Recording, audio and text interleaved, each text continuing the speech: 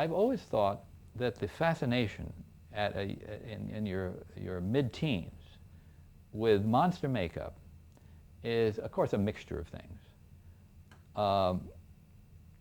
One of them, for instance, is this kind of ambivalent feeling we have about powerful creatures or monsters or superhuman creatures. We're fearful of them in that they represent supreme authority, all the authority figures that we feel persecute us, whether they're parents or teachers or whoever.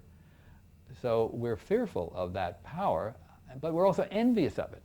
We would like nothing better than to be the Superman or Frankenstein or any other superhuman creature, because then we could get even with all these people who boss us around, us little kids, who get bossed around and pushed around and made to do things we don't want to do, that we're living through.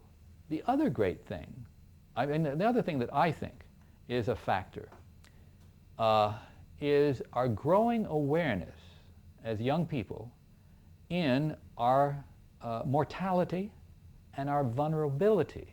The fact that we can be brutally crushed, I mean, like you stamp on a bug, I mean that we can be horribly hurt, and that we're going to die someday, that that doesn't go on forever like we thought when we were younger. And facing this is one of the big things that I think everyone has to face in life, is death.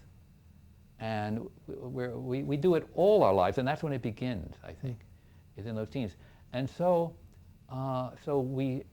we see the monster as the person who can give death and hurt and all that, but on the other hand, if we can empathize, if we can get into him, if we can pretend that we are that person on the screen, inhabit that person, fine. Now imagine what makeup does. You literally become you physically make yourself up as the monster. As Frankenstein, I had built up boots, the whole costume. I stormed around in a Frankenstein movie in New Haven on a Saturday night. Had great fun. But to play act, to pretend, to take on the role of the aggressive monster, superhuman creature, authority figure, whatever it is very gratifying and a great release. I was a person brought up, as is typical in those days, to be well behaved, to respect authority, to do what was expected of me, to work hard, to earn love by being good and so forth.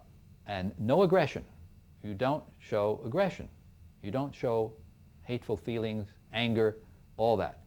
You could never tell your mother or father, I hate you, like they do today.